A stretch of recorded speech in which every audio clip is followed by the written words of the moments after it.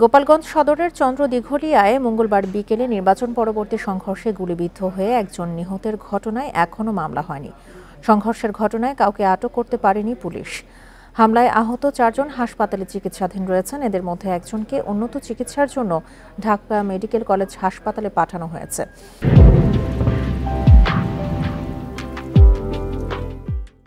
এর আগে চন্দ্র দিঘলিয়া বাজারে সদ্য উপজেলা নির্বাচনে বিজয়ী প্রার্থী কামরুজ্জামান ভূঁইয়ার সমর্থক সিমন ভূঁইয়া ও মিনহাজ ভূঁইয়ার সাথে পরাজিত প্রার্থী বিএম লিয়াকত আলীর সমর্থক পরশ বিশ্বাসের বাকবিতণ্ডা হয়।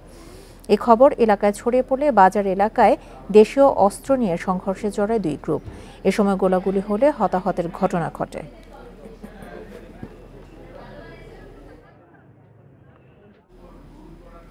এ নিয়ে আরো জানাতে গোপালগঞ্জ থেকে যোগ দিচ্ছেন আমাদের সহকর্মী প্রসূন কুমার মণ্ডল। প্রসূন, নির্বাচন পরবর্তী সংঘর্ষে গুলিবিদ্ধ হয়ে একজন নিহত হয়েছে এবং 4 জন আহত অবস্থায় চিকিৎসাধীন রয়েছে।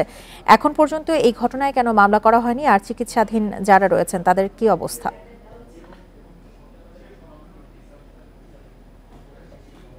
আসলে মামলার বিষয়টি আমি জানতে চেয়েছিলাম নিহত পরিবার এবং গোপালগঞ্জ সদর থানার ওসি মোহাম্মদ আনিসুর রহমানের কাছে। তারা যেটি জানিয়েছেন, তাদের যেহেতু কিছু লোক আহত আছে, গুলিবিদ্ধ আছে, ঢাকায় আছে এবং লাশ এখনো ময়না তদন্ত সম্পন্ন হয়নি, তাই লাশ দাফনের পরেই তারা মামলার প্রস্তুতি নেবেন। তবে ইতিমধ্যে তারা মামলার কিন্তু খসড়া রেডি করেছেন বলেও আমরা জানতে পেরেছি।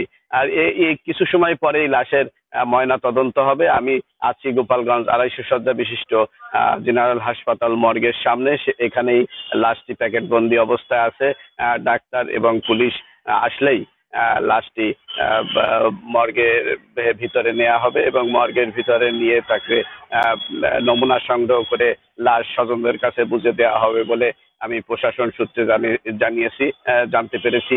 আর চন্দ্রদিঘলিয়া গ্রামে এখন পুলিশ এবং ম্যাজিস্ট্রেটের পাহারায় রয়েছে যাতে পরবর্তী সংঘর্ষ না ঘটতে পারে। যে বিষয়টি নিয়ে সংঘর্ষের ঘটনা ঘটেছে সেটি হলো নির্বাচন পরবর্তী সময়ে চায়ের দোকানের আড্ডা। এই চায়ের দোকানের আড্ডা নিয়ে ছোট ছেলেরা এবং মুরব্বীরা একই চায়ের দোকানে চা খেয়ে থাকেন। এখানে সম্মান অসম্মানের একটি বিষয় নিয়ে এই বাকবিতণ্ডা হয়। বিজয়ী প্রার্থীর এক মুরব্বীকে সম্মান না দেওয়ার কারণে এই ঘটনার সূত্রপাত হয়েছে বলে আমি যেটা এলাকাবাসী সূত্রে জানতে পেরেছি। তবে নিহতের পরিবার মামলার এই কিছু সময় পরেই মামলা করবেন বলে আমাকে জানিয়েছেন। গোপালগঞ্জ থেকে জানাচ্ছিলেন প্রসূন কুমার মণ্ডল।